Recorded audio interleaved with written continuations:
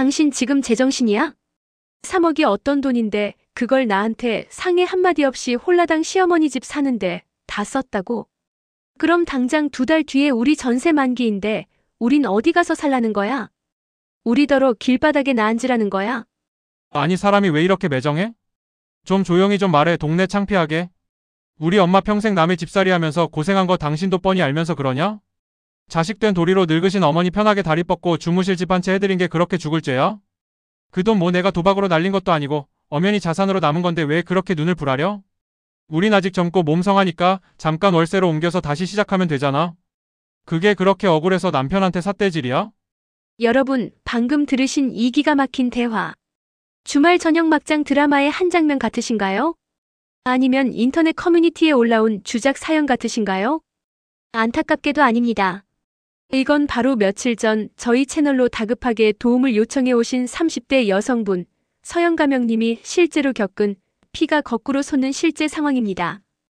평생을 함께하기로 약속한 배우자가 부부의 전 재산이나 다름없는 전세 보증금을 배우자 몰래 빼돌려본가 식구들을 위해 써버렸다면, 그리고 그 사실을 전세 만기를 코앞에 둔 시점에서 알게 되었다면 여러분은 어떻게 하시겠습니까? 오늘 들려드릴 이야기는 단순한 고부 갈등이나 부부 싸움을 넘어 한 가정을 파탄으로 몰고 간 비뚤어진 효심과 경제적 배신, 그리고 그 끝에 기다리고 있는 처절한 인과응보에 대한 기록입니다. 듣기만 해도 뒷목을 잡게 만드는 답답한 현실부터 가슴속 체증이 싹 내려가는 사이다 결말까지 준비되어 있으니 끝까지 집중해 주시길 바랍니다. 본격적인 이야기 시작에 앞서 억울한 피해자분들에게 힘이 되고 정의가 승리하는 것을 응원하는 마음으로 구독과 좋아요 한 번씩 시원하게 눌러주시면 정말 감사하겠습니다. 사건의 발단은 평화롭던 지난주 화요일 오후였습니다.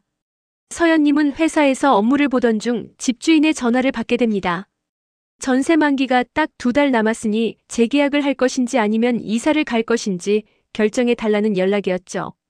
요즘 전세 시세가 많이 올랐으니 보증금을 5천만 원 정도 올려줬으면 한다는 집주인의 말에 서연님은 알겠다고 대답하고 전화를 끊었습니다. 사실 두 부부는 맞벌이로 열심히 저축해왔기 때문에 5천만 원 정도의 증액은 크게 무리가 없는 상황이었습니다. 오히려 이번 기회에 대출을 조금 더 받아서라도 아예 자가로 집을 매수할까 하는 행복한 고민도 하고 있었죠. 서연님은 퇴근 후 남편과 상의하기 위해 현재 전세 보증금 3억 원이 예치되어 있는 남편 명의의 통장 잔고를 확인하려 했습니다. 부부의 공동 자산이었지만 당시 대출 금리 우대 조건 때문에 남편 명의의 통장에 전세금을 묶어두고 있었거든요. 그런데 인터넷 뱅킹 앱을 켜고 계좌를 조회한 순간 서연님은 자신의 눈을 의심할 수밖에 없었습니다. 분명히 있어야 할 3억 원이라는 숫자가 보이지 않았습니다. 0이 몇 개인지 다시 세어보고 새로 고침을 수십 번 눌러봐도 잔고는 고작 몇십만 원이 전부였습니다. 순간 머릿속이 하얗게 변하고 손발이 차가워졌습니다. 혹시 해킹을 당한 건 아닐까? 보이스피싱인가? 온갖 불길한 상상이 뇌리를 스쳤습니다. 떨리는 손으로 은행 거래 내역을 조회해본 서연님은 그 자리에서 얼어붙고 말았습니다. 해킹범의 소행이 아니었습니다. 돈이 빠져나간 날짜는 불과 한 달 전, 그리고 돈이 이체된 곳은 다름 아닌 남편이 거래하는 부동산 중개소와 법무사 사무실, 그리고 시어머니의 계좌였습니다. 3억 원이라는 거금이 공중분해되듯 조각조각 나뉘어 빠져나간 기록이 너무나도 선명하게 찍혀 있었습니다. 심장이 터질 것 같은 불안감을 안고 서연님은 퇴근한 남편을 식탁 앞에 앉혔습니다. 남편은 아무것도 모른다는 듯 오늘 저녁 반찬이 뭐냐며 해맑게 웃으며 들어왔죠. 그 얼굴을 보는 순간 서연님은 구역질이 올라오는 것을 가까스로 참으며 물었습니다. 통장 봤어. 전세금 3억, 그거 다 어디 갔어? 서연님의 목소리는 파들파들 떨리고 있었지만 남편의 반응은 너무나도 태연했습니다. 마치 올 것이 왔다는 듯, 혹은 그게 뭐 대수냐는 듯한 표정으로 물 한 잔을 들이키더니 입을 열었습니다. 아, 그거? 봤구나. 안 그래도 말하려고 했는데 타이밍을 놓쳤네. 우리 엄마 집 사들였어. 순간 서연님은 귀를 의심했습니다. 집을 샀다고? 우리 집도 아니고 시어머니 집을? 그것도 우리 전세금을 빼서? 도저히 상황 파악이 되지 않아 멍하니 있는 서연님에게 남편은 의기양양한 표정으로 말을 이어갔습니다. 엄마가 지금 사는 빌라 낡아서 비 오면 물 새고 난리도 아니잖아. 칠순도 다 되어 가시는데 언제까지 그런 데서 살게 해? 마침 엄마 친구분이 급매로 나온 좋은 아파트가 있다고 소개해 주셨는데 내가 봐도 너무 괜찮더라고. 시세보다 싸게 나왔는데 놓치면 평생 후회할 것 같아서 내가 그냥 질렀어. 계약금이랑 잔금 치르느라 우리 전세금 좀 썼지. 남편의 입에서 나오는 말들은 하나같이 서연님의 상식을 벗어나는 것들이었습니다. 남편은 마치 자신이 엄청난 효도를 한 영웅이라도 된 양 어깨를 으쓱거렸습니다. 그래서 그럼 우린 당장 2달 뒤에 이 집 비워줘야 하는데 우린 어디로 가? 서연님이 울먹이며 소리치자 남편은 오히려 인상을 찌푸리며 귀찮다는 듯 대꾸했습니다. 아, 왜 이렇게 징징대? 당신은 그게 문제야. 사람이 융통성이 없어. 엄마 집 해결됐으니까 우리는 대출 좀 더 알아보고 정 안 되면 월세로 가면 되잖아. 요즘 신축 빌라 월세 깔끔하고 좋아. 우리 둘벌이가 있는데 월세 좀 내는 게 뭐가 그렇게 문제라고 이 난리야. 당신 우리 엄마 편하게 사는 게 그렇게 배 아파? 이 남자는 지금 현실 감각이 아예 없는 걸까요? 아니면 아내인 서연님을 기만하는 걸까요? 3억 원입니다. 3억 원. 두 사람이 5년 동안 먹을 거 안 먹고 입을 거 안 입으며 주말에도 쉬지 않고 맞벌이에서 모은 피 같은 돈입니다. 거기에 친정 부모님이 결혼할 때 보태주신 귀한 돈까지 합쳐진 말 그대로 부부의 생명줄과 같은 자산입니다. 그런데 남편은 그 돈을 아내의 동의는커녕 통보조차 없이 홀라당 써버리고는 이제 와서 월세 살면 되지 않냐며 적반하장으로 나오고 있는 겁니다. 서연님은 눈앞이 캄캄해졌습니다. 이 돈이 없으면 당장 2달 뒤에는 갈 곳이 없습니다. 서울 하늘 아래 3억 없이 구할 수 있는 전세집이 얼마나 열악한지, 아니 그보다 당장 월세 보증금은 또 어디서 구한단 말입니까? 더욱 충격적인 건 남편의 태도였습니다. 미안해하는 기색은 눈을 씻고 찾아봐도 없었습니다. 오히려 너는 며느리가 되어서 시어머니 호강시켜드리는 게 그렇게 싫냐? 돈은 다시 벌면 되지만 효도는 때가 있는 거다라며 가스라이팅에 가까운 궤변을 늘어놓기 시작했습니다. 서연님은 그제야 깨달았습니다. 이 사람은 단순히 실수를 한 게 아니구나. 이 사람은 애초에 아내인 나와 가정을 꾸려나갈 생각보다 자기 어머니의 안위와 체면치레가 훨씬 더 중요한 사람이었구나. 우리가 함께 모은 돈을 자기 주머니 속 쌈짓돈처럼 여기고 있었구나. 배신감이 날카로운 칼날이 되어 심장을 후벼 파는 것 같았습니다. 하지만 남편의 이 뻔뻔함은 시작에 불과했습니다. 남편이 시어머니 명의로 집을 샀다는 그 아파트 등기부 등본을 확인해 보니 더 기가 막힌 사실이 숨겨져 있었습니다. 전세금을 빼돌린 것도 모자라 남편은 자신의 신용대출까지 풀로 끌어다 썼다는 사실이 드러났기 때문입니다. 즉 서연님 부부는 현재 전세금 0원, 거기에 억대 빚더미에 앉은 상태에서 길거리에 나앉게 생긴 겁니다. 그런데도 남편은 엄마 집값 오르면 다 해결될 일이라며 태평하게 TV 채널을 돌리고 있었습니다. 이 숨막히는 상황에서 서연님은 과연 어떻게 대처해야 할까요? 당장 짐을 싸서 나가야 할까요? 아니면 이 뻔뻔한 모자의 멱살이라도 잡아야 할까요? 분노로 손이 떨려 물 한 잔도 제대로 마실 수 없는 이 밤 서연님의 머릿속에는 오직 한 가지 생각뿐이었습니다. 내 돈, 내 인생, 절대 이대로 뺏길 순 없다. 그 돈, 우리 엄마 집 해줬는데? 라는 말을 듣는 순간 아내분의 머릿속이 하얗게 질리는 건 너무나 당연한 반응이었습니다. 3억 원입니다. 단순히 큰 돈이 아니라 부부가 지난 몇 년간 안 입고 안 먹으며 피땀 흘려 모은 전 재산이자 당장 다음 달 이사 갈 집의 보증금이었습니다. 그런데 남편의 반응이 참으로 가관입니다. 미안해하고 무릎 꿇고 빌어도 시원찮을 판에 오히려 당당하게 어깨를 펴고 아내를 내려다봅니다.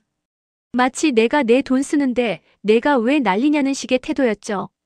여기서 우리는 이 남편의 기이한 심리를 낱낱이 파헤쳐볼 필요가 있습니다. 도대체 어떤 사고방식을 가졌기에 아내와 한마디 상의도 없이 전 재산을 시어머니 명의의 집으로 바꿔버릴 수 있었을까요? 이런 유형의 남편들이 공통적으로 가진 가장 큰 문제점은 바로 부부의 자산을 공동의 것이 아닌 가장의 것으로 착각한다는 점입니다. 겉으로는 우리 돈이라고 말하지만 무의식 깊은 곳에는 내가 벌어온 돈이니 내 마음대로 처분할 권한이 있다는 오만한 가부장적 사고가 뿌리 박혀 있는 겁니다. 아내가 맞벌이를 하든 살림을 도맡아 하든 상관없습니다. 이 남편에게 아내는 동등한 경제 공동체의 파트너가 아니라 그저 자신이 결정하면 따르는 종속적인 존재일 뿐이었던 거죠. 남편이 입을 엽니다. 야, 너는 며느리가 돼서 시어머니 평생 소원이 내 집 마련이라는데 그게 그렇게 아깝냐? 어차피 우리 엄마 돌아가시면 다 우리한테 올 재산이야. 미리 효도 좀 한 셈 치고 나중에 상속받으면 되잖아. 너 진짜 계산적이다. 기가 막히지 않으십니까? 이게 바로 전형적인 남의 돈으로 효도하는 효자 코스프레의 실체입니다. 진정한 효도는 자신의 능력 범위 내에서 자신의 몫을 쪼개어 하는 것이지 가족의 생존권이 달린 주거 비용을 빼돌려 생색을 내는 것이 아닙니다. 하지만 남편은 이 명백한 횡령 행위를 효도라는 숭고한 가치로 포장합니다. 그리고 그 포장지를 뜯어내려는 아내를 향해 돈만 아는 속물, 피도 눈물도 없는 며느리라는 프레임을 씌우기 시작합니다. 이것은 명백한 가스라이팅입니다. 아내분이 당장 다음 달에 길바닥에 나앉게 생겼는데 그게 무슨 효도냐, 당장 돈 다시 가져와라라고 소리치자 남편은 오히려 더 크게 화를 냅니다. 너는 사람이 왜 그렇게 부정적이냐? 내가 다 알아서 한다니까? 대출 좀 더 받고 월세로 돌려서 일단 살면 될 거 아니야. 남자가 큰일 저질렀으면 믿고 지지해줘야지 쪼잔하게 돈 타령만 하고 있어. 적반하장도 유분수라는 말이 딱 이 상황을 두고 하는 말일 겁니다. 남편은 지금 자신의 잘못을 덮기 위해 남자의 배포와 아내의 내조라는 구시대적인 가치를 들먹이고 있습니다. 문제를 해결할 구체적인 계획은 전혀 없습니다. 대출 받으면 된다, 월세 살면 된다는 말은 아내에게 빚더미에 앉으라는 소리와 다를 바가 없습니다. 자신의 허영심과 잘못된 효심을 채우기 위해 아내의 희생을 강요하는 꼴이죠.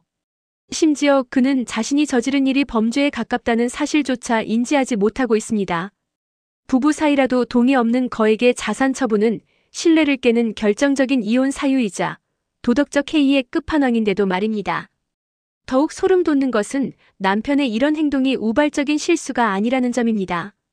전세 만기일이 다가오는 것을 알고 있었고 아내가 재계약을 준비하거나 이사갈 집을 알아보고 있다는 사실도 뻔히 알면서 치밀하게 시기를 노려 돈을 빼돌린 것입니다.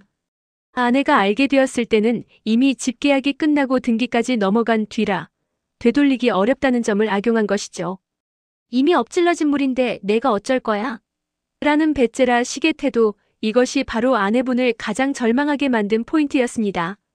이 남편에게는 아내와의 미래, 태어날 아이를 위한 양육 환경, 우리 가족의 안정적인 살보다 어머니에게 집 사들인 자랑스러운 아들이라는 타이틀이 훨씬 더 중요했습니다.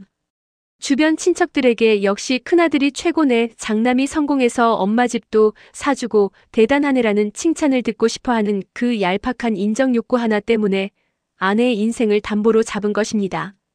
본인의 능력으로 해드린 것이라면 박수받아 마땅하겠지만 아내와 함께 모은, 아니 아내의 피눈물이 섞인 전세금을 훔쳐서 한 효도가 과연 효도일까요? 이건 사기극입니다. 아내분은 숨이 턱턱 막혀옵니다. 대화가 통하지 않는 벽, 아니 벽보다 더 답답한 남편의 궤변 앞에서 이성적인 대화는 불가능하다는 것을 직감합니다.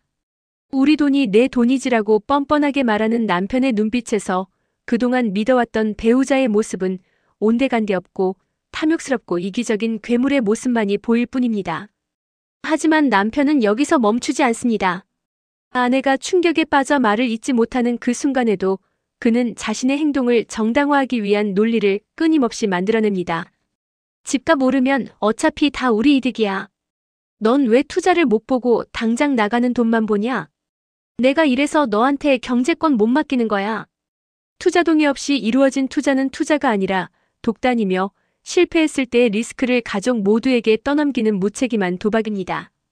심지어 그 명의는 남편 본인도 아닌 시어머니입니다. 시어머니 명의로 된 집이 어떻게 부부의 확실한 자산이 될 수 있을까요? 나중에 형제들끼리 상속 분쟁이라도 나면 그 돈은 공중분해될 수도 있는 상황입니다.